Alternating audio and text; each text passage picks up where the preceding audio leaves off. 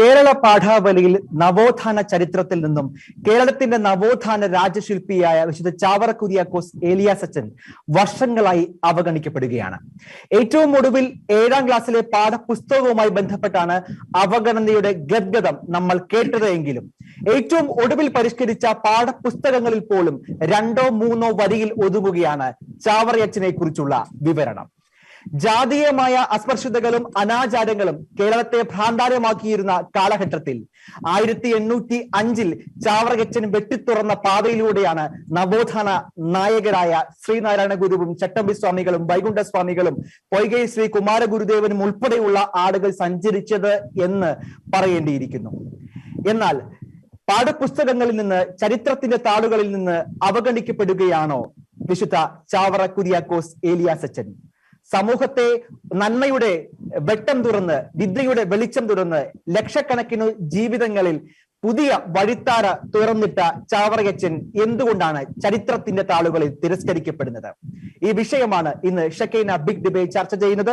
ഈ ചർച്ചയിൽ നമ്മളോടൊപ്പം പങ്കെടുക്കുന്നു മാധ്യമ പ്രവർത്തകൻ, കേരള സഭ പത്രത്തിന്റെ എഡിറ്റർ ശ്രീ ജോസ് തളിയത്ത്, കാനൻ നിയമ പണ്ഡിതനും ചരിത്രകാരനുമായ ഫാദർ ജെയിംസ് മാത്യു പാമ്പാറ, ഗവേഷകൻ ശ്രീ വിനിൽ പോൾ, ഒപ്പം സാമൂഹിക നിരീക്ഷകൻ ഫാദർ റോയി കണ്ണഞ്ചിറ. 4 പേർക്കും ഈ ചർച്ചയിലേക്ക് സ്വാഗതം.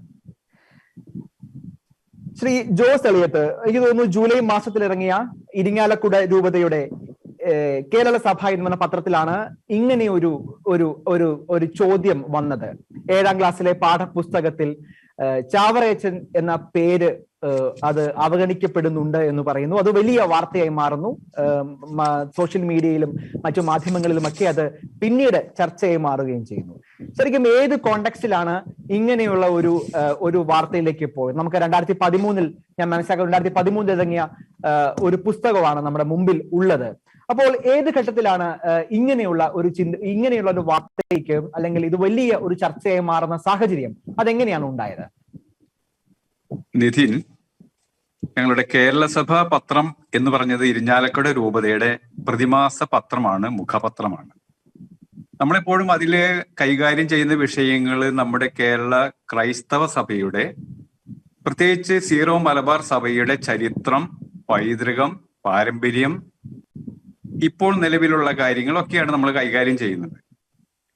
ഈ സന്ദർഭത്തിൽ നമ്മൾ എടുത്ത ഒരു പ്രധാന വിഷയമായിരുന്നു ചാവറയച്ചനെ അവഗണിക്കുന്നു എന്നുള്ള ഒരു കാര്യം. ഇത് പുതിയ കാര്യമൊന്നും അല്ലാന്ന് നമുക്ക് നിധിൻ തന്നെ പറഞ്ഞല്ലോ. വർഷങ്ങളായിട്ട് നടക്കുന്ന ഒരു അവഗണനയുടെ ഒരു ക്ലൈമാക്സ് ആണ് നമ്മൾ ഇത് കൊണ്ടുവന്നത്.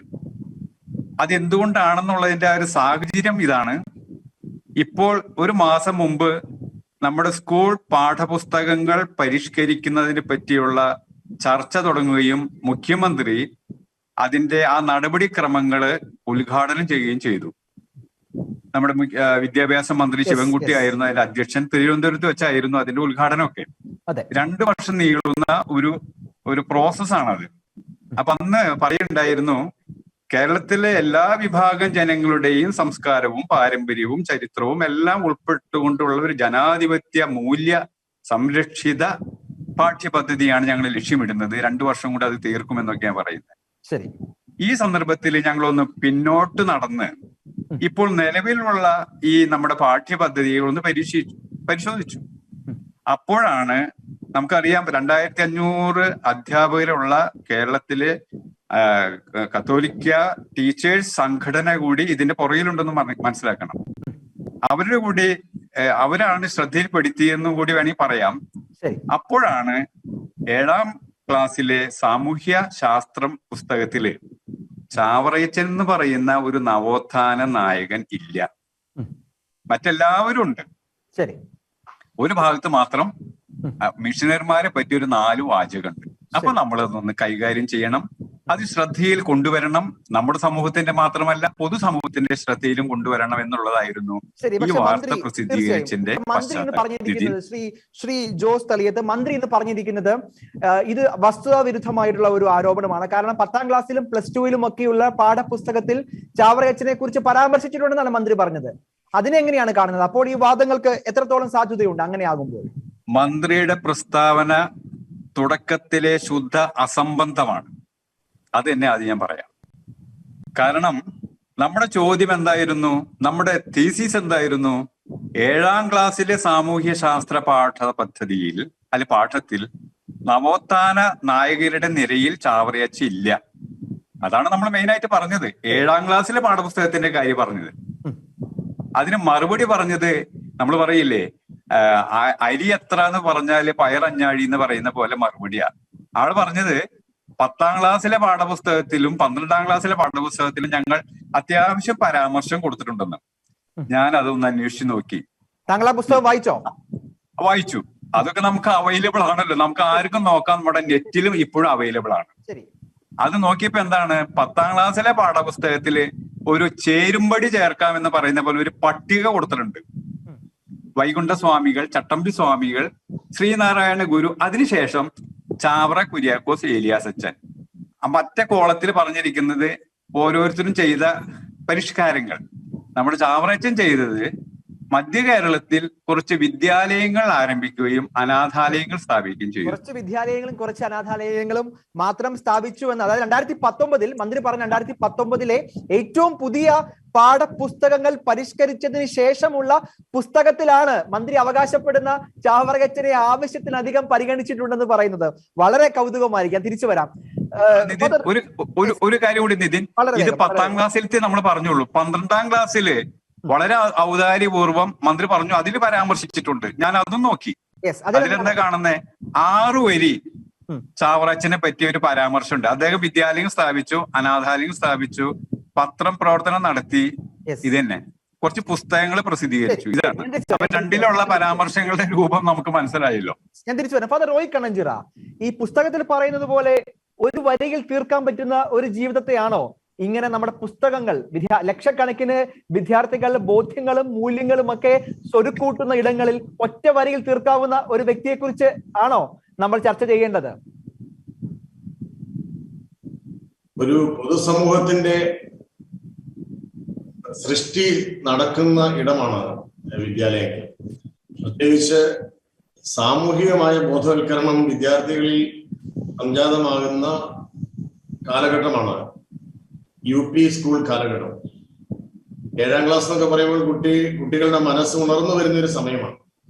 ആ സമയത്ത് മക്കളുടെ മനസ്സിലേക്ക് കൊടുക്കുന്ന ചിത്രങ്ങളാണ് പിന്നീട് അവർക്ക് ഒരു സമൂഹ ബോധ നിർമ്മിതിയിൽ സ്വന്തം രാഷ്ട്രത്തെ പറ്റിയും സ്വന്തം സംസ്ഥാനത്തെ പറ്റിയും സംസ്കാരത്തെ പറ്റിയും ഒക്കെ അറിയുന്നത് ആ ഒരു കാലഘട്ടത്തിൽ പഠിക്കുന്ന കാര്യങ്ങൾ തന്നെയാണ്. ഇപ്പോഴും നമ്മളുടെ മനസ്സിലാണെങ്കിലും നമ്മളൊക്കെ ഹൈസ്കൂൾ കാലത്ത് പഠിച്ച ചരിത്ര പുസ്തകങ്ങൾ, അതിൽ കണ്ട ചിത്രങ്ങളൊക്കെയാണ് ഇപ്പോഴും നമ്മുടെ മനസ്സിൽ. അക്ബർ, ബാബർ, ടിപ്പു, അലക്സാണ്ടർ എന്നൊക്കെ പറഞ്ഞ് നമ്മൾ പഠിച്ച ചിത്രങ്ങളാണ് ഇപ്പോഴും നമ്മുടെ മനസ്സിലുള്ളത്. അന്ന് അവരെങ്ങനെയാണോ എഴുതി വെച്ചത് അത് നമ്മൾ പഠിച്ചു. അന്ന് അവർ എന്തൊക്കെ പരിഷ്കാരങ്ങൾ നടത്തിയെന്ന് ആ പുസ്തകങ്ങളിൽ നമ്മൾ വായിച്ചു പഠിച്ചോ അത് നമ്മുടെ മനസ്സിൽ ഇപ്പോഴും ഉണ്ട്. അതാണ് ശരിയെന്ന് വിശ്വസിക്കാൻ നമ്മളൊക്കെ നിർബന്ധിക്കപ്പെടുകയാണ്. അപ്പോൾ സത്യസന്ധമായ രീതിയിൽ ചരിത്രം അവതരിപ്പിക്കപ്പെടുമ്പോൾ മാത്രമാണ് നേരുള്ള ഒരു സമൂഹ നിർമ്മിതി സാധ്യമാവുകയുള്ളൂ. ഒരു ഉത്തരവാദിത്തപ്പെട്ട സംസ്ഥാനത്തെ വിദ്യാഭ്യാസ വകുപ്പ് കുട്ടികൾക്ക് വേണ്ടി തയ്യാറാക്കുന്ന, വളരുന്ന തലമുറയ്ക്ക് വേണ്ടി തയ്യാറാക്കുന്ന പാഠപുസ്തകത്തിൽ ഒരു സമൂഹ നിർമ്മിതിയിൽ പങ്കുചേർന്ന എല്ലാവർക്കും അർഹിക്കുന്ന പ്രാധാന്യം കൊടുക്കുക എന്നുള്ളത് ആ ഒരു വിദ്യാഭ്യാസ വകുപ്പിന്റെ മാന്യതയും മര്യാദയുമാണെന്നാണ് എനിക്ക് പറയാനുള്ളത്. ഇത് ആരെയെങ്കിലും തമസ്കരിക്കണമെന്ന് ആരെങ്കിലും വിചാരിച്ചു കഴിഞ്ഞാൽ വളരെ എളുപ്പത്തിൽ സംഭവിക്കുന്ന ഒരു കാലഘട്ടമാണിത്. കാരണം പുതിയൊരു തലമുറയുടെ മുമ്പിൽ അവർക്ക് കിട്ടാത്തതൊന്നും ആ മക്കൾ വായിക്കുകയോ അറിയുകയോ ചെയ്യാനുള്ള സാധ്യത കുറവാണ്. അതുകൊണ്ട് തന്നെ ഇത്തരത്തിൽ ഒരു സമൂഹം എന്ന് പറയുന്നത് ഏതെങ്കിലും ഒരു പ്രത്യേക വിഭാഗത്തിലെ ചിലരുടെ മാത്രം സംഭാവന കൊണ്ടല്ല ഒരു സമൂഹം വളരുന്നത്. ഇപ്പോൾ ചാവറയച്ചനെ പറ്റി അദ്ദേഹം തമസ്കരിക്കപ്പെട്ടു എന്ന് നമ്മൾ പറയുമ്പോൾ അദ്ദേഹം സാമൂഹിക പരിഷ്കർത്താവായിരുന്നു എന്ന സംശയം ചിലർ പ്രകടിപ്പിക്കുന്നുണ്ടല്ലോ. ഇവിടെ സാമൂഹിക പരിഷ്കർത്താവ് എന്ന് പറഞ്ഞുകൊണ്ട് അവതരിപ്പിക്കുന്ന എല്ലാ സാമൂഹിക പരിഷ്കർത്താക്കളും, ശ്രീ നാരായണ ഗുരുവാകട്ടെ, മഹാത്മാ അയ്യങ്കാളി ആകട്ടെ, വൈകുണ്ഠസ്വാമി ആകട്ടെ, ചട്ടമ്പസ്വാമി ആകട്ടെ, അവരെല്ലാവരും അവരംഗമായിരുന്ന സമുദായത്തിലാണ് പരിഷ്കരണം വരുത്തിയത്. അല്ലാതെ ശ്രീ നാരായണ ഗുരു കത്തോലിക്ക സഭയിൽ പരിഷ്കരണം നടത്തിയ വ്യക്തിയല്ല. അയ്യങ്കാളി, മഹാത്മാ അയ്യങ്കാളി മറ്റേതെങ്കിലും ഒരു മതവിഭാഗത്തിൽ പരിഷ്കരണം നടത്തിയ വ്യക്തിയല്ല. അദ്ദേഹം ആയിരുന്ന സമുദായത്തെയാണ് പരിഷ്കരിച്ചത്. ചാവറ പിതാവ് അദ്ദേഹമായിരുന്ന സമുദായത്തിൽ അദ്ദേഹത്തിന്റെ പരിമിതിക്കുള്ളിൽ നിന്നുകൊണ്ട് കേരളത്തിലെ ക്രൈസ്തവ സമൂഹത്തിലാണ് പരിഷ്കാരം വരുത്തിയത്. എന്നാൽ ഈ പരിഷ്കൃതരായ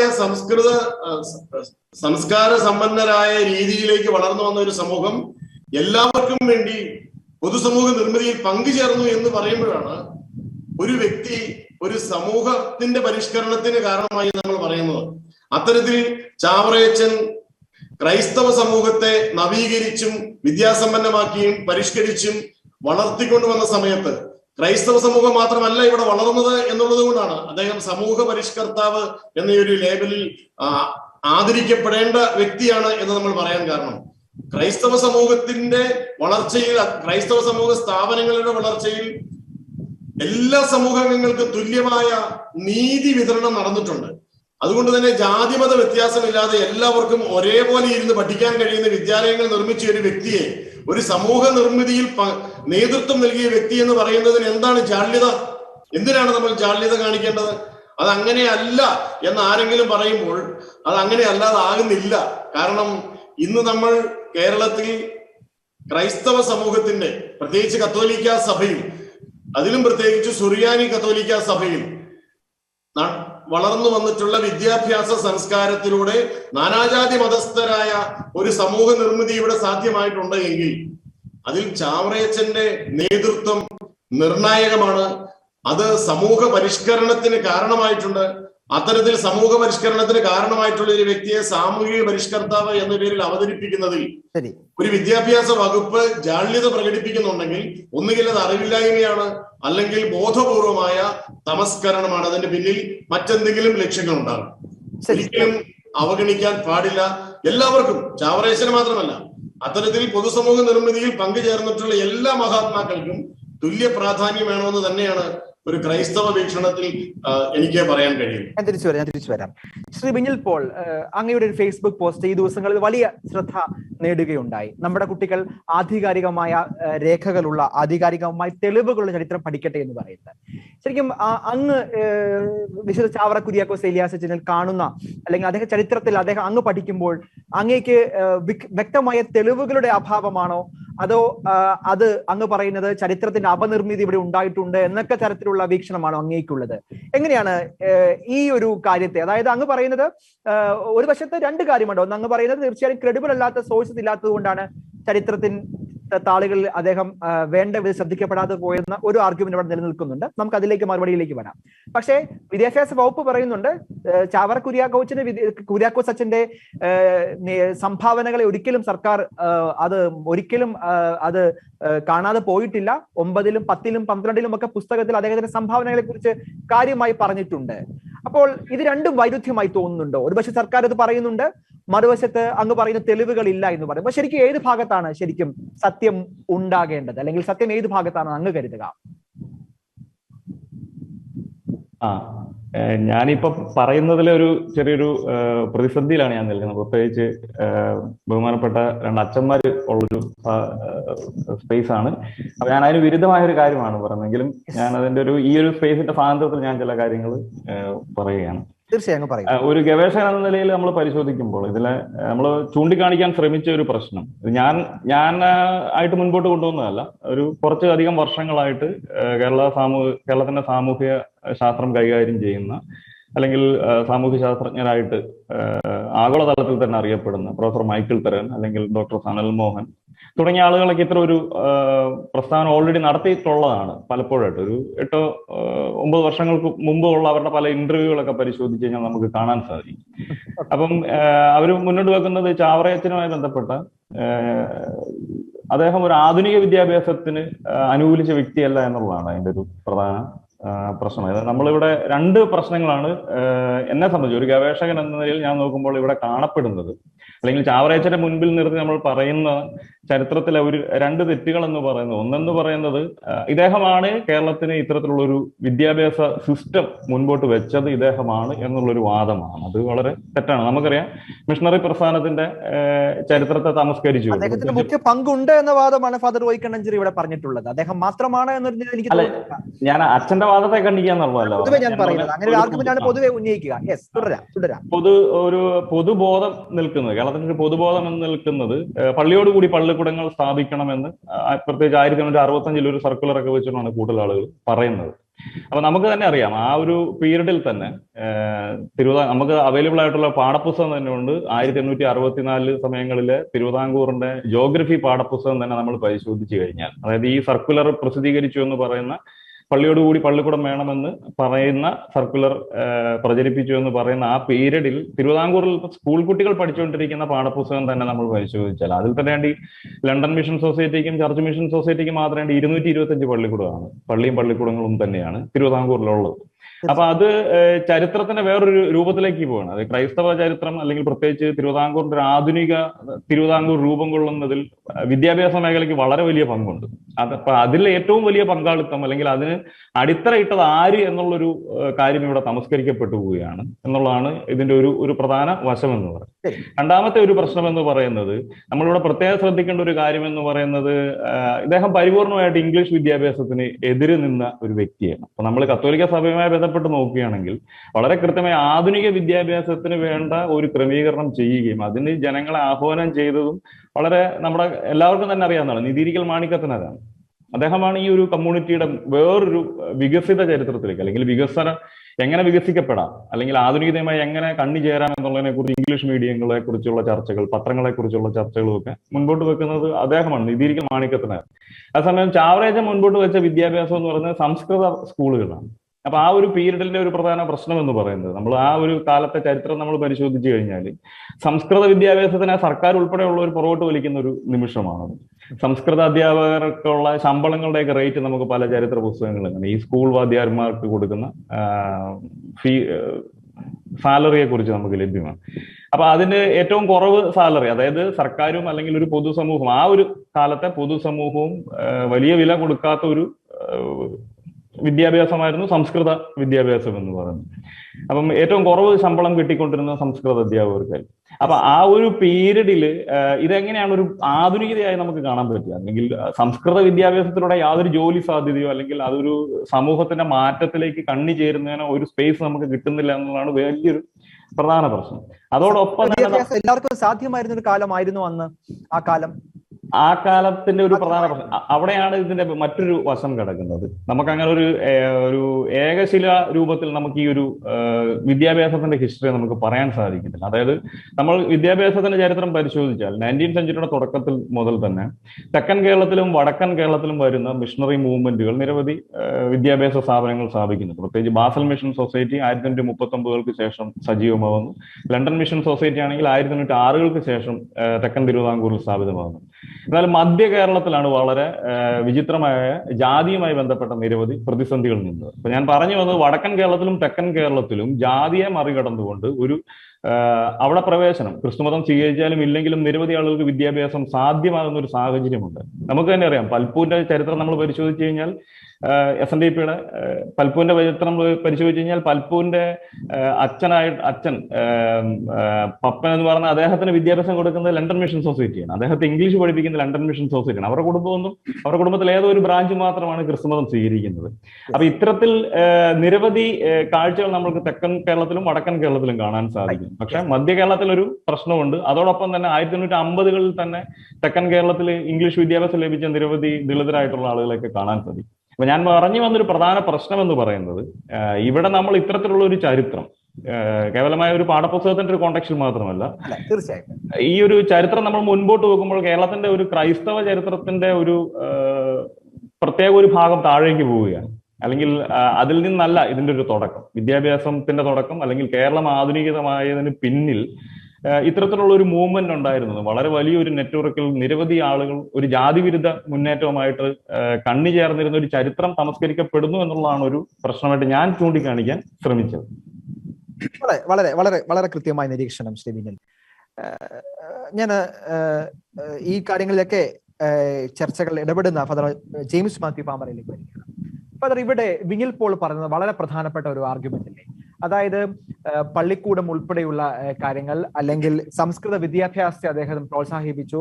ആധുനിക വിദ്യാഭ്യാസ മേഖലയിൽ ആധുനിക വിദ്യാഭ്യാസം എന്ന ആശയത്തെ കാര്യമായി പ്രോത്സാഹിപ്പിച്ചില്ല എന്നൊക്കെ വാദമാണ് വിനിൽ ഇവിടെ മുന്നോട്ട് വെക്കുന്നത്. തീർച്ചയായിട്ടും ഇത് രേഖകളുടെ വെളിച്ചത്തിൽ അല്ലെങ്കിൽ വസ്തുതകളുടെ വെളിച്ചത്തിൽ നമ്മൾ ഇതിനെ അപഗ്രഥിക്കുമ്പോൾ എന്താണ് അങ്ങേക്ക് പറയാനുള്ളത് ഫാദർ ജെയിംസ് മാത്യു പാമ്പാറ? വളരെ നന്ദി. ഈ ചർച്ചയിലേക്ക് എന്നെ ക്ഷണിച്ചതിന് ഏകദേശം 1 മണിക്കൂർ മുമ്പാണ് ക്ഷണം കിട്ടിയത്. അതുകൊണ്ട് എല്ലാ ഡോക്യുമെന്റ്സുമായിട്ടിരിക്കാൻ എനിക്ക് സാധിക്കുന്നില്ല. എന്നിരുന്നാലും ആദ്യം തന്നെ ഒരു കാര്യം പറയട്ടെ. കാനൻ നിയമ പണ്ഡിതൻ എന്ന നിലയിലോ ചരിത്രകാരൻ എന്ന നിലയിലോ അല്ല ഞാൻ ഇന്നിവിടെ ഇരിക്കുക. പ്രത്യുത ചാവറ പിതാവിന്റെ നാമകരണ നടപടി, കാനനൈസേഷൻ പ്രോസസ്സിന്റെ പോസ്റ്റ്ലേറ്റർ ആയിരുന്ന ആളാണ് ഞാൻ. ചാവറ പിതാവിന്റെ നാമകരണ നടപടിയിൽ റോമിലെ പോസ്റ്റ്ലേറ്റർ ആയിട്ട് 2004 മുതൽ 2007 വരെ വർക്ക് ചെയ്ത ആളാണ് ഞാൻ, CMA സഭയുടെ പോസ്റ്റ്ലേറ്റർ ജനറൽ ആയിട്ട്. ആ കാലഘട്ടത്തിൽ ചാവറ അച്ഛനോട് ബന്ധപ്പെട്ട ഒരുവിധം എല്ലാ ഡോക്യുമെന്റ്സിലേക്കും കടന്നു പോകാൻ എനിക്ക് സാധിച്ചിട്ടുണ്ട്. കാരണം വറ്റിക്കനിൽ വളരെ ആധികാരികമായിട്ട് 16 വോളിയത്തില് ചാവറ പിതാവിനോട് ബന്ധപ്പെട്ട എല്ലാം സബ്മിറ്റ് ചെയ്തിട്ടുള്ളതാണ് നാമകരണ നടപടി. ഈ രേഖകളൊക്കെ പലവട്ടം പഠിച്ച് അന്വേഷിച്ച് അറിഞ്ഞ് വിലയിരുത്തി ആണ് അല്ലെ ആ നടപടികളൊക്കെ? അതെ, അതിനോട് ബന്ധപ്പെട്ടാണ് ഇതിനു മുമ്പ് പറഞ്ഞ രണ്ടാമത്തെ മൂന്നാമത്തെ ഇന്റർവെൻഷനോട് ബന്ധപ്പെട്ട ചില കാര്യങ്ങളിലേക്ക് ഞാൻ കടന്നു വരിക. അതിന് ആരംഭമായിട്ട് ഒന്ന് പറഞ്ഞുകൊള്ളട്ടെ. ഇന്നത്തെ ചർച്ച ചാവറ പിതാവ് നവോത്ഥാന നായകനാണോ അല്ലയോ എന്നുള്ളതല്ല. കാരണം ആണ് എന്ന് ഏറ്റവും ആധികാരികമായിട്ട് തന്നെ പറഞ്ഞിരിക്കുന്നത് പ്രൊഫസർ ശ്രീധരൻ മേനോനാണ്. പ്രൊഫസർ ശ്രീധരൻ മേനോനെ അറിയത്തില്ലാത്തവരാരും കാണിയല്ല. എൻ്റെ കയ്യിൽ പേഴ്സണലായിട്ട് ഇരിക്കുന്ന പുസ്തകം അദ്ദേഹത്തിന്റെ കേരള സംസ്കാരം എന്നുള്ള പുസ്തകമാണ്. എന്നാൽ തന്നെ അതിനെ എടുത്തു നോക്കിയാൽ കാണാം 16ഓളം കേരള ചരിത്രത്തെ പറ്റിയുള്ള പുസ്തകങ്ങൾ എഴുതിയിട്ടുള്ള വ്യക്തിയാണത്. കേരള ചരിത്രം, കേരള സ്വാതന്ത്ര്യ സമരം, കേരള സംസ്കാരം തൊട്ടുള്ള വളരെയധികം പുസ്തകങ്ങൾ. അപ്പോൾ അദ്ദേഹം ചാവറയച്ചന്റെ ബൈസെന്റനറി ബർത്ത്ഡേ, അതായത് 2004 ദീപിക പത്രം ഒരു സ്മരണീയ ഇറക്കി. ചാവറ പിതാവിന്റെ 200ാം ബർത്ത്ഡേ പ്രമാണിച്ച് ഇറക്കിയ ഒരു സ്പെഷ്യൽ പതിപ്പ്. അതിനകത്ത് ശ്രീധര മേനോന്റെ ഒരു ആർട്ടിക്കിൾ ഉണ്ട്. ആ ആർട്ടിക്കിളിന്റെ ഹെഡിങ് ഇങ്ങനെയാണ്, തലക്കെട്ട് ഇങ്ങനെയാണ്: കാലത്തിന് മുമ്പേ നടന്ന നവോത്ഥാന നായകൻ.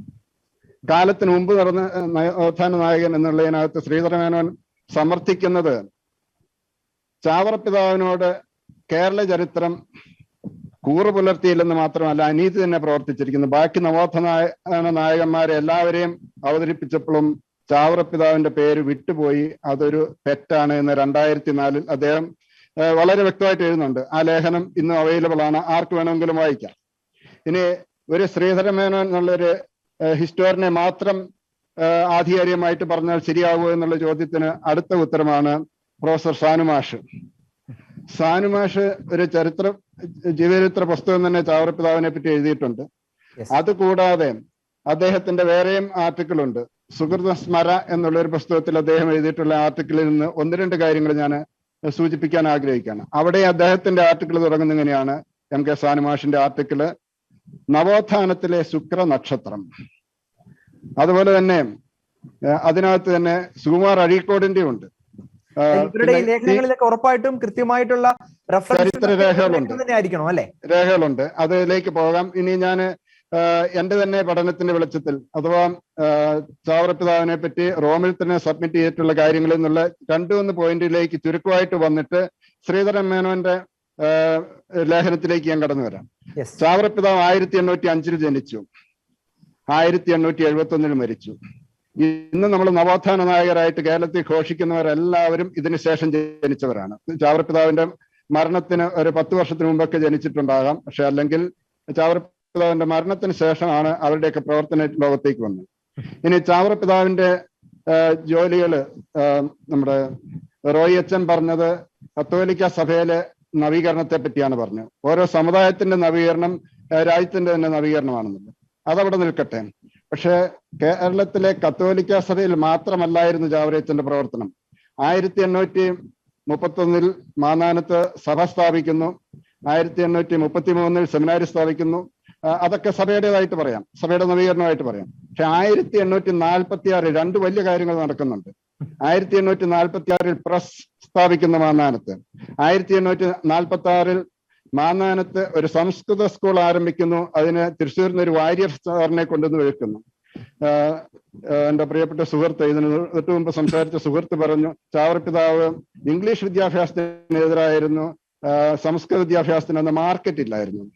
അന്നത്തെ സാഹചര്യം മനസ്സിലാക്കി വേണം നമ്മൾ സംസാരിക്കാൻ. ഒന്ന് ചാവറയച്ചന്റെ ലിമിറ്റേഷൻ, ഒന്ന് ചാവറയച്ചന്റെ പോസിബിലിറ്റി. ലിമിറ്റേഷൻ എന്ന് പറയുന്നത് ചാവറയച്ചൻ ഒരു കത്തോലിക്ക പുരോഹിതനായിരുന്നു. അന്നത്തെ ബിഷപ്പുമാരുടെ തീരുമാനത്തിനെതിരായിട്ട് ചാവറയച്ചന് പോകാൻ സാധിക്കില്ലായിരുന്നു. അന്നത്തെ ബിഷപ്പുമാരും അന്നത്തെ കത്തോലിക്ക സഭയിലെ മിഷണറിമാരും ഇറ്റലിയിൽ നിന്ന് വന്നിരുന്നവരാണ്.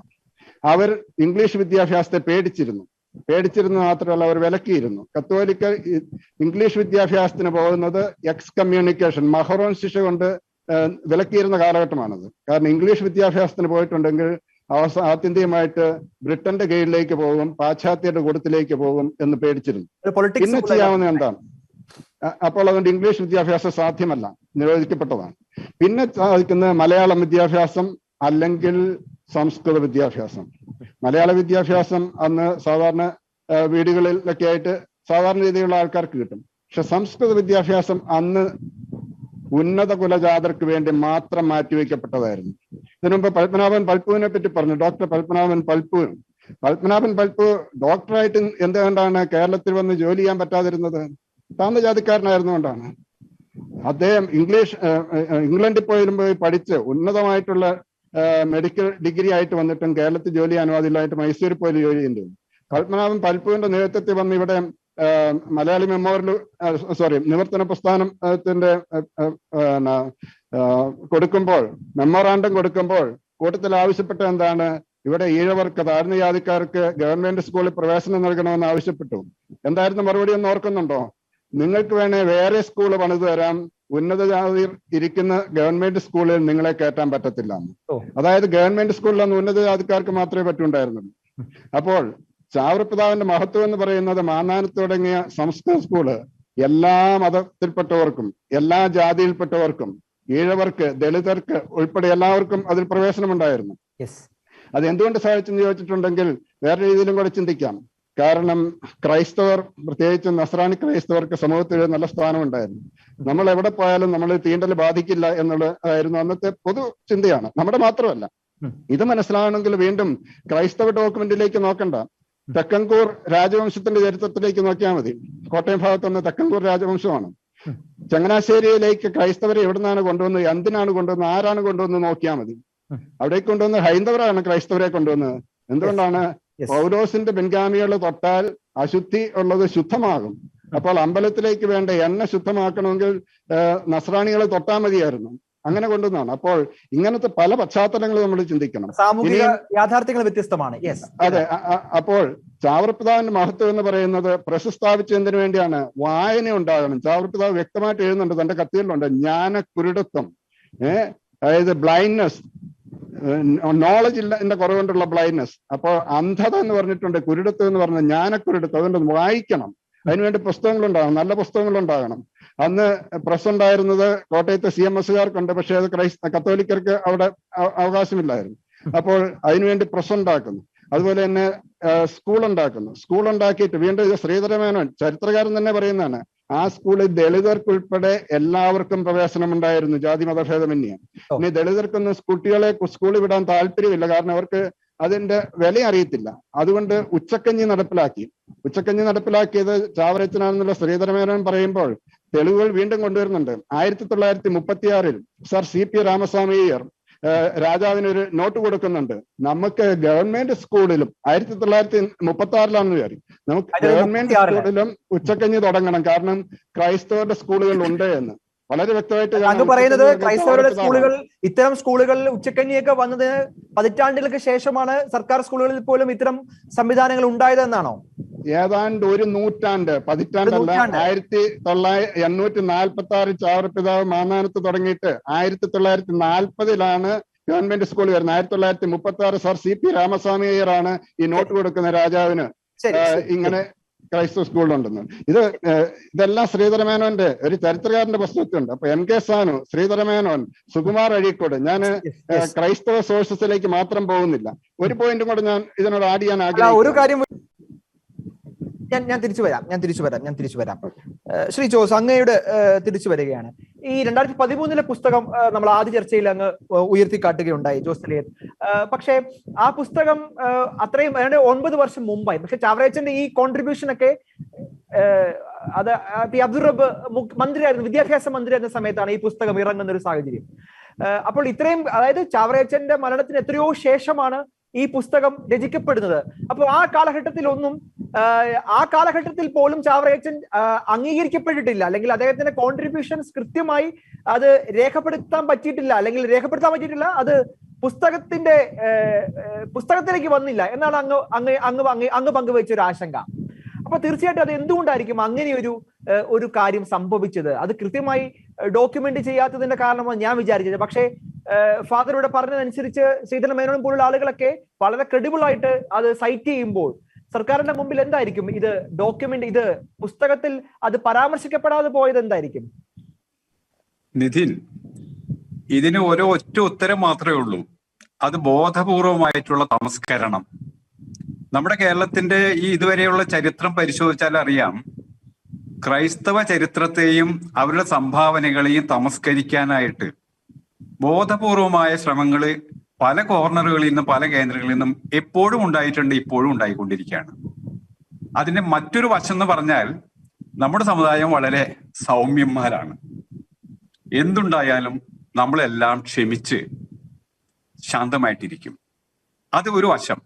പക്ഷേ അതിനെ കാണാതെ, അത് പരിഗണിക്കാതെ തന്നെ ചരിത്രത്തെ നിഷ്പക്ഷതയോടുകൂടി ചരിത്ര യാഥാർത്ഥ്യമായി കണ്ട് അവതരിപ്പിക്കാനായിട്ടുള്ള ഒരു തയ്യാറെടുപ്പ് ഇവിടെ ഭരിച്ച ഒരു ഭരണകൂടത്തിനും ഉണ്ടായിട്ടില്ല എന്നുള്ളതാണ് സത്യം.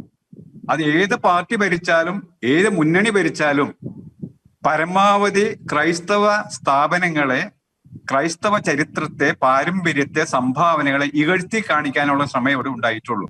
ചരിത്രത്തിലേക്ക് ഞാൻ പോകുന്നില്ല. വിദ്യാഭ്യാസ രംഗത്തായാലും സാംസ്കാരിക രംഗത്തായാലും നമ്മളൊന്ന് പരിശോധിച്ച് നോക്കിയാൽ മതി. ഇവിടെയൊക്കെ ഇതിന് വേറെ ഉത്തരവൊന്നുമില്ല. ഇത് ഈ കരിക്കുലം കമ്മിറ്റി അല്ലെങ്കിൽ പാഠപുസ്തക കമ്മിറ്റി, ഇപ്പൊ നിലവിലുള്ള പാഠപുസ്തക കമ്മിറ്റിയുടെ ആ പേരുകൾ ഒന്ന് പരിശോധിച്ച് നോക്കിയാൽ അറിയാം അതിൽ എത്ര ക്രൈസ്തവരുണ്ട്. ക്രൈസ്തവരുണ്ടായതുകൊണ്ട് മാത്രമായില്ല, നമ്മുടെ ചരിത്രവും പൈതൃകവും പാരമ്പര്യവും അറിയാവുന്ന, മറ്റാരെയും ഉപദ്രവിക്കാതെ മറ്റുള്ളവർക്കും അംഗീകാരം കൊടുക്കുന്ന, റോയിച്ചൻ പറഞ്ഞതുപോലെ അർഹമായ അംഗീകാരം നേടിയെടുക്കാൻ തന്റെ ഇടമുള്ള ക്രൈസ്തവരോട് ഉണ്ടായിട്ടുണ്ടോ? ഇപ്പോൾ നിലവിലുള്ള ഈ പുസ്തകങ്ങളുടെ ആ ആമുഖ ഭാഗത്ത് കമ്മിറ്റികളുടെ പേരുകളുണ്ട്, 10-25 പേരുണ്ട്. എല്ലാവരും പ്രഗത്ഭന്മാരും വിദഗ്ധന്മാരുമാണ് ഓരോ വിഷയങ്ങളിൽ. ഞാൻ പരിധി നോക്കിയിട്ട് 1-2 പേരോ മേമ്പൊടിക്ക് ക്രൈസ്തവ പേരുകളുള്ളൂ. പേരുണ്ടായതുകൊണ്ട് ക്രൈസ്തവനാവണമെന്നില്ല എന്ന് എനിക്കറിയാം.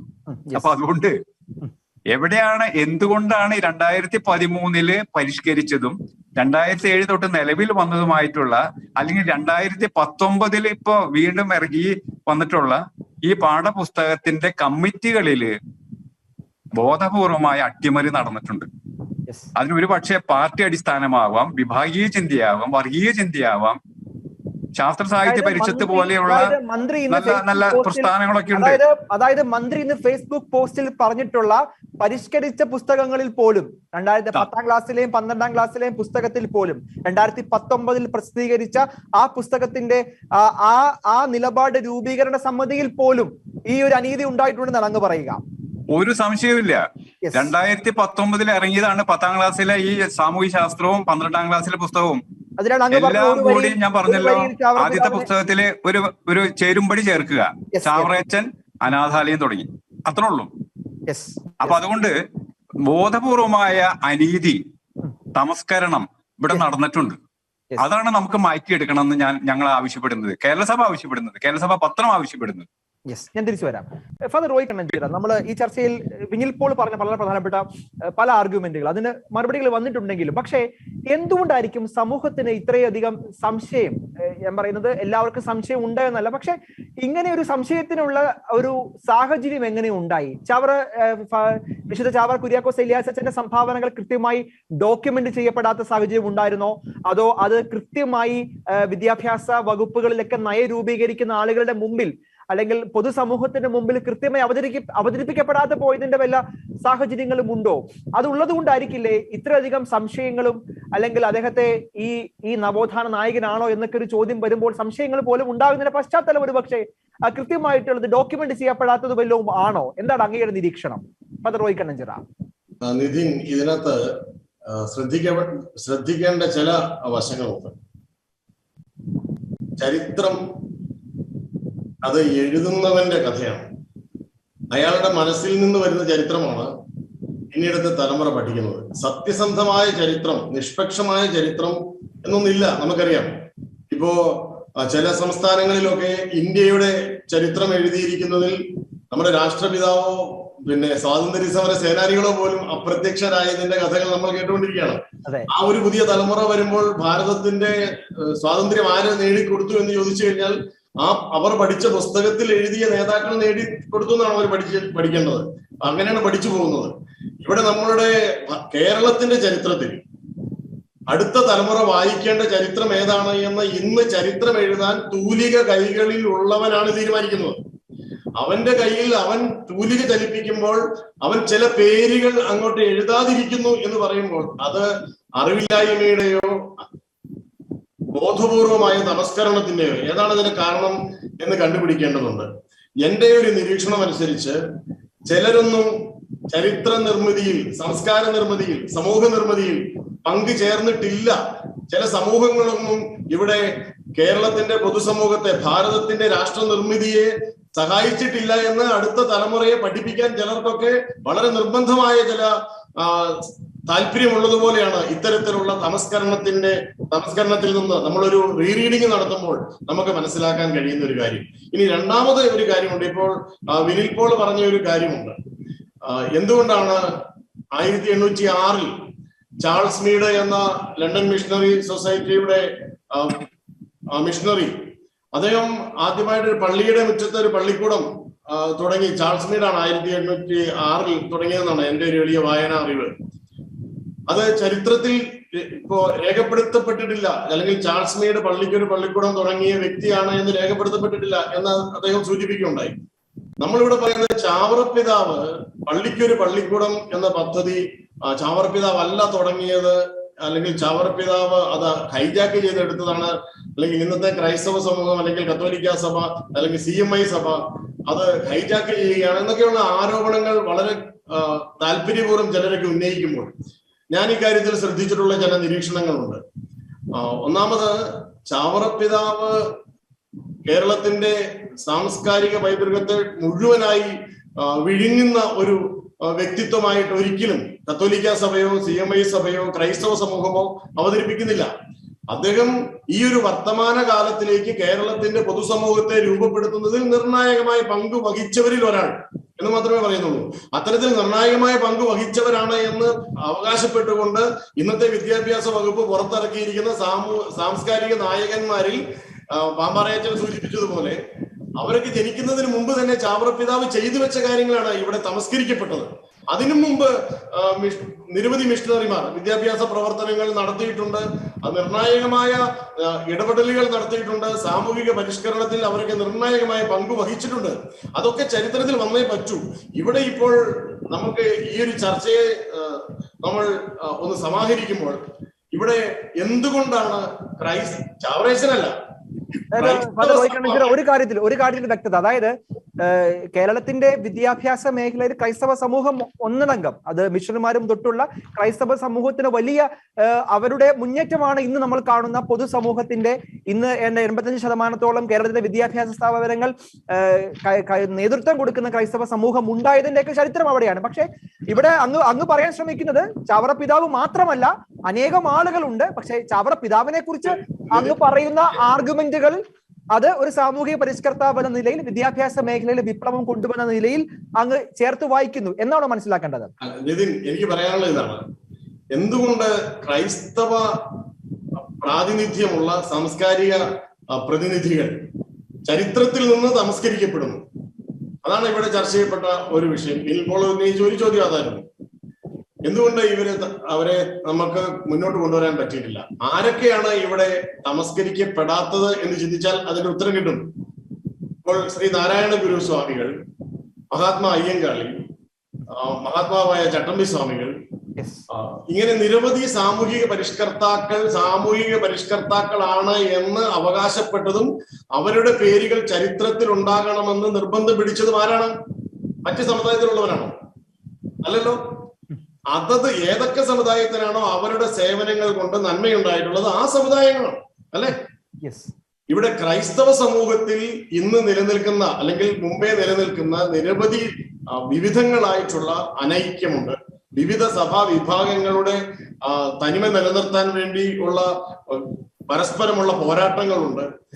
ഇതിന്റെയൊക്കെ പേരിൽ ക്രൈസ്തവമായിട്ടുള്ള ഒരു സംഭാവനയ്ക്ക് ഐകരൂപ്യമായിട്ടുള്ള ഒരു പ്രാതിനിധ്യത്തെ ചരിത്രത്തിൽ പ്രതിഷ്ഠിക്കുന്നതിൽ കേരളത്തിലെ ക്രൈസ്തവ സമൂഹങ്ങൾ പരാജയപ്പെട്ടതിന്റെ തെളിവാണ് ഇന്ന് നമ്മൾ അഭിമുഖീകരിക്കുന്നത്.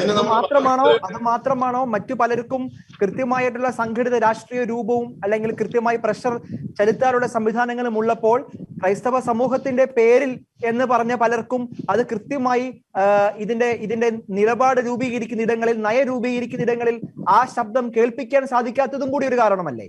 എന്തുകൊണ്ട് ക്രൈസ്തവ സമൂഹത്തിന് ഒരുമിച്ച് നിന്നുകൊണ്ട് ക്രൈസ്തവമായിട്ടുള്ള പ്രാതിനിധ്യങ്ങൾ ഇവിടെ നടത്തിയിട്ടുള്ള സാമൂഹിക പരിഷ്കരണത്തിലും ഇവിടുത്തെ പൊതുസമൂഹ നിർമ്മിതിയിൽ നടത്തിയിട്ടുള്ള സ്വാധീനത്തിലും ക്രൈസ്തവ സമൂഹങ്ങൾക്ക് ഐകരൂപ്യമായ ഒരു അഭിപ്രായം ഉണ്ടെങ്കിൽ അത് ഇത്തരത്തിലുള്ള സമിതികളിലെ പ്രതിനിധികളിൽ എത്തിക്കുവാനും അത് നടപ്പിൽ വരുത്തുവാൻ നമുക്ക് കഴിഞ്ഞാൽ ഇവിടെ വന്നിട്ടുള്ളത് ചിലർ നമ്മളെ തമസ്കരിച്ചു എന്ന് നമ്മൾ അവകാശപ്പെടുന്നുണ്ട്. കാരണം എന്താണ്?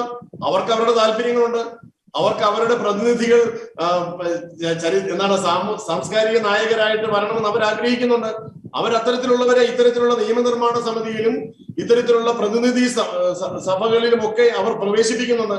അത്തരത്തിലുള്ള ഒരു ജാഗ്രത കേരളത്തിന്റെ നിയമനിർമ്മാണത്തിലോ കേരളത്തിന്റെ ചരിത്ര നിർമ്മിതിയിലോ ചരിത്രമെഴുത്തിലോ ക്രൈസ്തവമായ പ്രാതിനിധ്യങ്ങൾ സത്യസന്ധമായി, അസത്യമായിട്ട് വേണമെന്ന് ഞാൻ പറയുന്നില്ല, സത്യസന്ധമായി ഉണ്ടാകണമെന്ന് കേരളത്തിലെ ക്രൈസ്തവ നേതൃത്വത്തിന് ഐകരൂപ്യമായ ഒരു തീരുമാനം ഉണ്ടാകണം.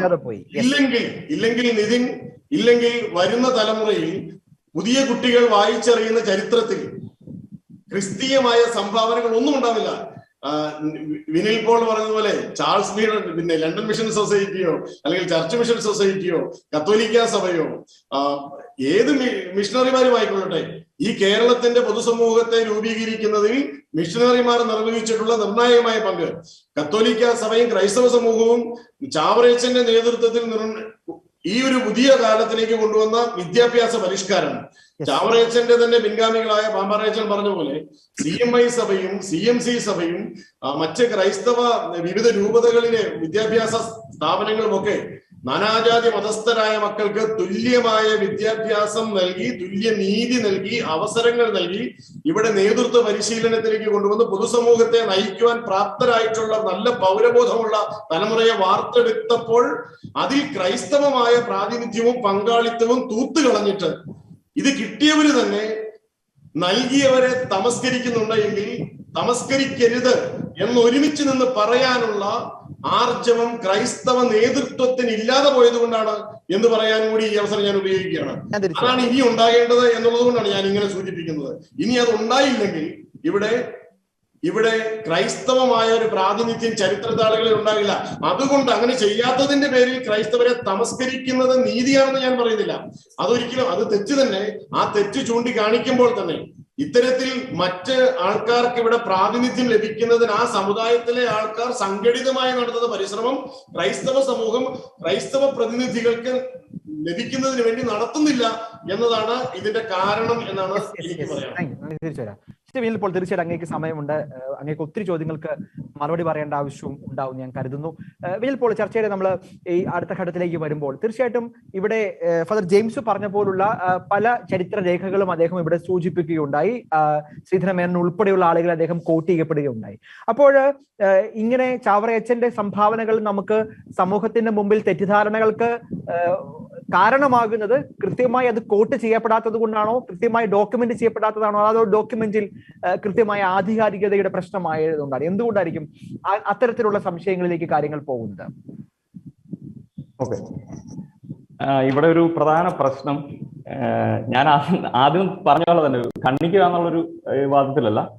അതായത് നമ്മൾ ചരിത്രം എന്ന് പറയുന്ന വിഷയത്തെക്കുറിച്ച് ചില കാര്യങ്ങൾ പറയുമ്പോൾ നമ്മൾ മുൻപോട്ട് വെക്കേണ്ട ഒരു പ്രധാന കാര്യം എന്ന് പറയുന്നത് അതിന് കൃത്യമായ തെളിവുകളാണ്, ഡോക്യുമെന്റുകളാണ്. അപ്പം വളരെ നിസ്സാരമാണ് ഈ കേസാണ് ഇപ്പൊ നമ്മളിപ്പോ മുന്നോട്ട് വെക്കുന്നത്. ഇപ്പൊ ഞാനൊരു വേറൊരു വ്യക്തി എന്നുള്ള രീതിയിൽ വളരെ ശക്തമായ രീതിയിൽ വിമർശനം ഉന്നയിക്കുകയാണെങ്കിൽ നമുക്ക് ചൂണ്ടിക്കാണിക്കാൻ പറ്റും.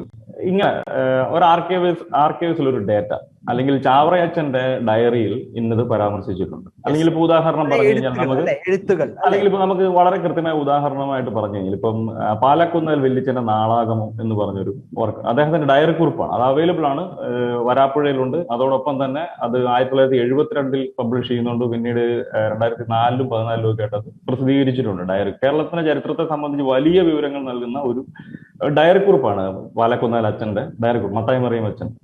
അദ്ദേഹത്തിന്റെ പ്രവർത്തനങ്ങൾ ചാവറയച്ചന്റെ മരണത്തെക്കുറിച്ചൊക്കെ വളരെ വിശദമായി അദ്ദേഹം എഴുതിയിട്ടുണ്ട്. അപ്പൊ അദ്ദേഹത്തിന് ആ റിപ്പോർട്ട് പറഞ്ഞു കഴിഞ്ഞാൽ നമുക്ക് ആർക്കും ഈ ലോകത്തിൽ ഒരു മനുഷ്യന് ഒരു സംശയമില്ല. ഡയറി കുറിപ്പിന്റെ അത് കാണിക്കുകയാണ് ഇന്ന ഡേറ്റിൽ അച്ഛൻ എഴുതിയിരിക്കുന്ന ഓരോ തീയതി. അതല്ലെങ്കിൽ പോട്ടെ, നമ്മളിപ്പം നിധിയിരിക്കൽ മാണിക്കത്തനാരുടെ നോക്കുക വർക്കുകൾ, അദ്ദേഹത്തിന്റെ ലെറ്ററുകൾ നമുക്ക് അവൈലബിൾ ആണ്. അപ്പം അത് നോക്കിയാലും അങ്ങനെയാണ് നമ്മളൊരു ചരിത്രത്തിൽ ഒരു പ്രതിസന്ധിയും അല്ലെങ്കിൽ ഒരു വെല്ലുവിളിയെ നമ്മൾ നേരിടുന്നത് അത്തരത്തിലുള്ള ഡോക്യുമെന്റുകളുടെ അടിസ്ഥാനത്തിലാണ്. ഇപ്പൊ ശ്രീധരമേനോന്റെ വർക്കുകളോ അല്ലെങ്കിൽ MK സാനു പോലുള്ള മുതിർന്ന ആളുകളുടെയൊക്കെ വർക്കുകളൊക്കെ നമ്മൾ അങ്ങനെ ആ ഒരു ചർച്ചയിൽ അല്ലെങ്കിൽ നമ്മൾ ഒരു പ്രൈമറി റെഫറൻസുകളുടെ ഒരു അതാണ് പ്രശ്നം. അതിന്റെ രണ്ടാമതൊരു പ്രധാന കാര്യം എന്ന് പറയുന്നത് ഇന്ന് കേരളത്തിൽ ഏറ്റവും നല്ല ഡിജിറ്റൽ ആർക്കൈവ്സും അല്ലാത്ത ആർക്കൈവ്സും ഉള്ള ഒരു സഭയാണ് മാന്നാനം സഭയുടെ ആസ്ഥാനത്ത് ഉള്ളത്. CMAയുടെ ഒരു പ്രധാന ആർക്കൈവ്സ് ആണ്. അത് തുറന്നു കൊടുത്തതൊക്കെ വലിയ വാർത്തയൊക്കെ ആയിട്ടാണ് വന്നത്. അതിന് മുൻപാണെങ്കിലും ആ ആർക്കൈവ്സ് ഉപയോഗിച്ച് പല വിദേശികളും സ്വദേശികളുമായിട്ടുള്ള പല ആളുകളും ഒക്കെ പഠിച്ചിട്ടും. അപ്പൊ എന്തായാലും ഈ സമീപകാലത്ത് കഴിഞ്ഞ ഒരു 5 വർഷമായെന്നാണ് എനിക്ക് തോന്നുന്നത്. എന്തായാലും അത് ഏറ്റവും ഇന്ന് കേരളത്തിലെ ഏറ്റവും സ്റ്റാൻഡേർഡ് ആയിട്ടുള്ള ആർക്കൈവ്സുള്ള ഒരു ആർക്കൈവ്സ് ആണ് നമ്മുടെ മാന്നാനത്തെ ആർക്കൈവ്സ് എന്ന് പറയുന്നത്. അപ്പം ആ ആർക്കൈവ്സിൽ ഒരു തെളിവ് കാണിച്ചാൽ നമുക്ക് ഇവിടെ പ്രശ്നം തീർന്നു. അല്ലെങ്കിൽ ഇന്ന ഒരു കാര്യമുണ്ട്, ഈ മാന്നാനത്ത് ഒരു പള്ളിക്കൂടം പണിതു എന്നുള്ളൊരു കാര്യം പറയുന്നതിന് ഇങ്ങനെ മുന്നോട്ട് വെക്കുന്നത് സംസ്കൃത വിദ്യാലയം സ്ഥാപിക്കപ്പെട്ടില്ല എന്നാണോ, അതോ പള്ളികൾക്കൊപ്പം പള്ളിക്കൂടം ഇല്ലായിരുന്നെന്നാണോ, അതോ ഇങ്ങനെ അതൊരു സംസ്കൃത വിദ്യാഭ്യാസം മാത്രം പ്രൊമോട്ട് ചെയ്യപ്പെട്ടു, അതോ അങ്ങേക്ക് മൊത്തത്തിൽ ഈ കാര്യങ്ങളിലൊക്കെ കൃത്യമായ പ്രൈമറി സോഴ്സുകളുടെ കുറവുണ്ടെന്നാണോ അങ്ങ് വാദിക്കുക? ഞാൻ പറയുന്ന ഒരു പ്രശ്നം ഞാൻ ആദ്യം സൂചിപ്പിച്ചില്ല, ഞാൻ മാത്രം സൂചിപ്പിക്കുന്ന ഒരു കാര്യമല്ല. നിലവിൽ അതിന്റെ അകത്തെ ഒരു പ്രധാന പ്രശ്നമായിട്ട് നമ്മൾ പറയാനുണ്ട്. ഒരൊറ്റ മിനിറ്റ് ഞാൻ വിനുവിൽ കേരളത്തിന്റെ വിദ്യാഭ്യാസ ചരിത്രത്തെ കുറിച്ച് ഒരുപാട് ആളുകൾ പഠിച്ചിട്ടുണ്ട്, വിദേശികളും തദ്ദേശീയരുമായിട്ടുള്ള ഒരുപാട് ആളുകളുണ്ട്. അപ്പൊ എങ്ങനെയാണ് കേരളം ഒരു വിദ്യാഭ്യാസ മേഖലയിലേക്ക് വന്നത്? പ്രത്യേകിച്ച് കേരളത്തിന്റെ വിദ്യാഭ്യാസ ചരിത്രം തന്നെയാണ് കേരളത്തിനെ മറ്റു നാടുകളിൽ നിന്ന് വേറിട്ട ഒരു സ്പേസ് കേരളത്തിന് കിട്ടുന്നത് വിദ്യാഭ്യാസത്തിന്റെ ഹിസ്റ്ററി കൊണ്ട് തന്നെയാണ്.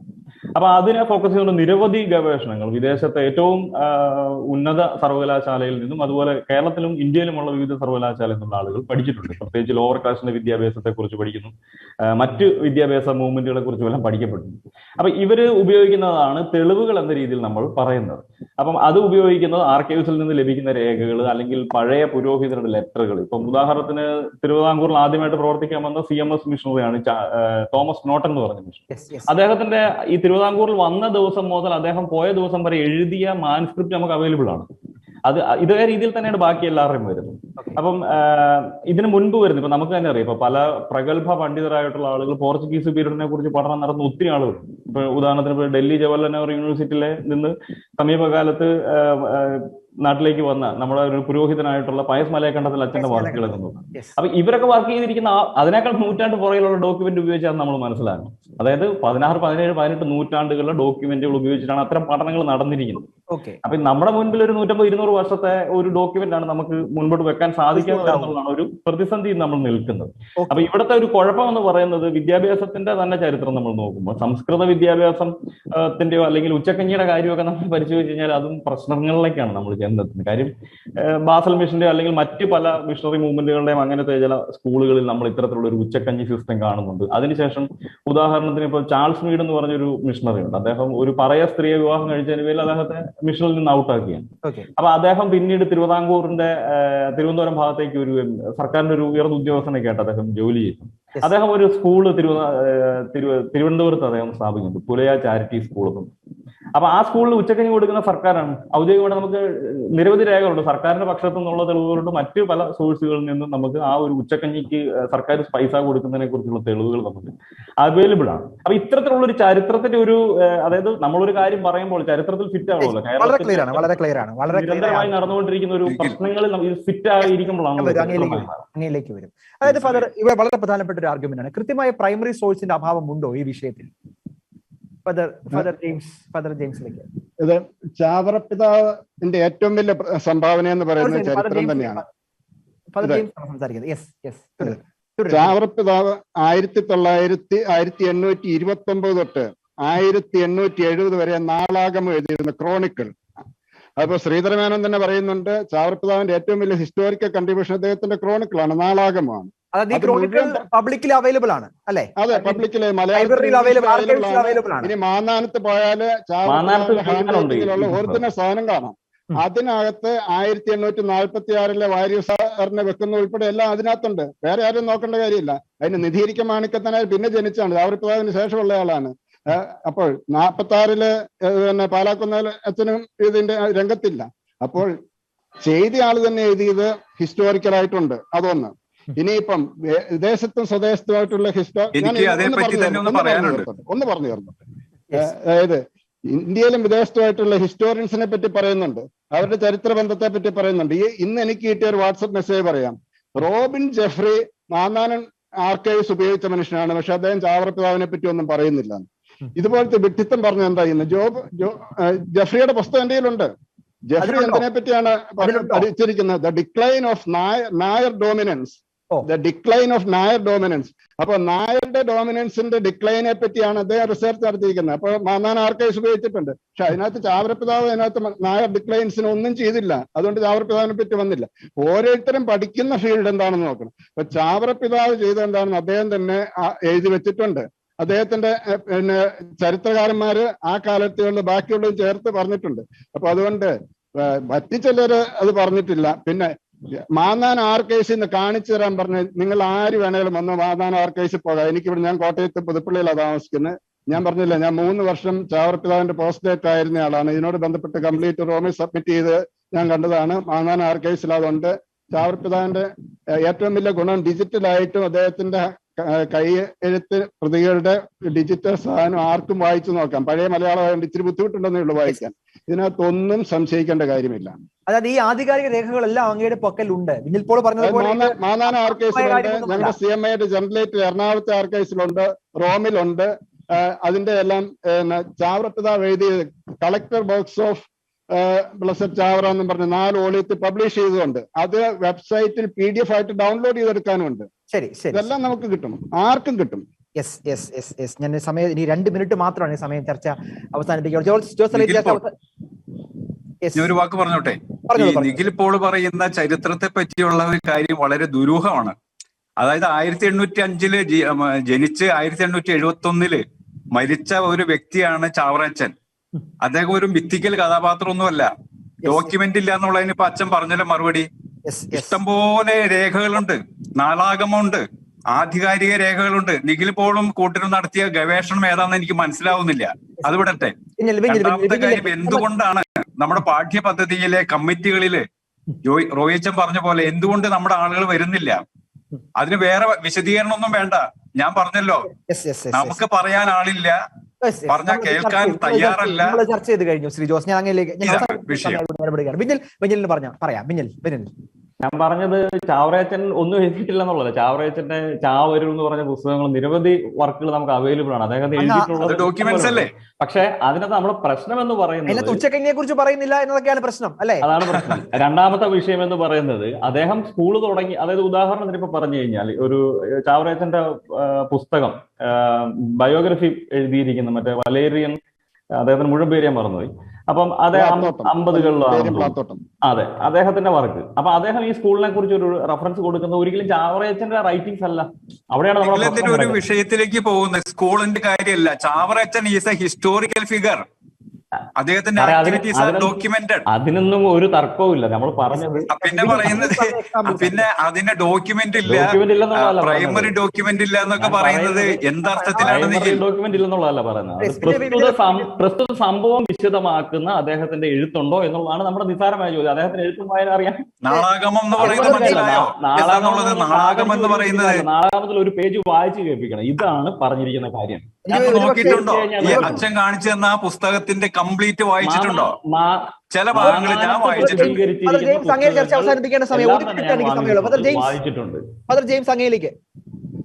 അതിന്റെ വാര്യർ അധ്യാപകനെ വെക്കുന്നതല്ല ഇതിനകത്തുണ്ട്. ഞാനത് വായിച്ചിട്ടുണ്ട്. ഇപ്പം സമയമില്ല അതിന്റെ പേജ് തപ്പിയെടുക്കാൻ. ഒരു 2 മിനിറ്റ് തന്ന കാര്യം ഉണ്ടായിരുന്നു. ആദ്യം പറഞ്ഞ പേജ് ഇതിനകത്തുണ്ട്. എപ്പം വേണേലും ചലഞ്ച് ചെയ്തോളുക. ചാവറച്ച് എഴുതിയ ഒറിജിനൽ ആരോപിക്കപ്പെട്ട എല്ലാ ചോദ്യങ്ങൾക്കും ഉത്തരം അങ്ങയുടെ കൈകളിലുള്ള അങ്ങയുടെ ചുറ്റുമുള്ള പുസ്തകങ്ങൾ ഞങ്ങൾക്ക് എടുത്തു തരാൻ പറ്റും എന്ന് പറയുന്നത് അല്ലേ? തീർച്ചയായിട്ടും, യാതൊരു സംശയവും. തീർച്ചയായും. ഏതായാലും വിശുദ്ധ ചാവറ കുര്യാക്കോസ് ഏലിയാസച്ചൻ വീണ്ടും വാർത്തകളിൽ ഇടം പിടിക്കുകയാണ്. അത് പാഠപുസ്തകവുമായി ബന്ധപ്പെട്ട ചർച്ചകളിലാണ് അദ്ദേഹം വീണ്ടും ഇടം പിടിക്കുന്നത്. പക്ഷേ അങ്ങനെ മാത്രം വാർത്തകൾ ഇടം പിടിക്കേണ്ട വ്യക്തിത്വമല്ല. കേരളത്തിന്റെ സാമൂഹിക സാംസ്കാരിക വിദ്യാഭ്യാസ മേഖലയിൽ വിപ്ലവത്തിന്റെ നക്ഷത്രമായിരുന്നു ചാവറ കുര്യാക്കോസ് ഏലിയാക്കോസ് അച്ഛൻ എന്ന ചിന്തയാണ് ഇവിടെ പങ്കുവച്ചത്. എങ്കിൽ പോലും ചില ചിന്തകൾ, വേറിട്ട ശബ്ദങ്ങൾ നമ്മൾ ഈ ചർച്ചയിൽ കേട്ടു. തീർച്ചയായിട്ടും ആധികാരികമായ രേഖകളാണ് എല്ലാ ചരിത്രത്തിന്റെ മുമ്പിലും ഉള്ളത്. അത് ഉണ്ട് എന്ന് തന്നെയാണ് ഈ സംവിധാനങ്ങളുടെ എല്ലാം നേതൃത്വം കൊടുക്കുന്ന ഫാദർ ജെയിംസ് മാത്യു പാമ്പാറ ഇവിടെ പറഞ്ഞത്. തീർച്ചയായിട്ടും അത് പൊതുസമൂഹത്തിന് പരിശോധിക്കുവാനും അതിൽ സംശയങ്ങൾ ഉണ്ടെങ്കിൽ അത് പരിഹരിക്കുവാനുള്ള സംവിധാനങ്ങളും ഉണ്ട് എന്നാണ് ഞാൻ മനസ്സിലാക്കുന്നത്. ഈ ചർച്ചയിൽ ഏറെ സജീവമായി പങ്കെടുത്ത 4 പേർക്കും നന്ദി. ഷെക്കൈന ബിഗ് ഡിബേറ്റ് ഇവിടെ അവസാനിക്കുന്നു.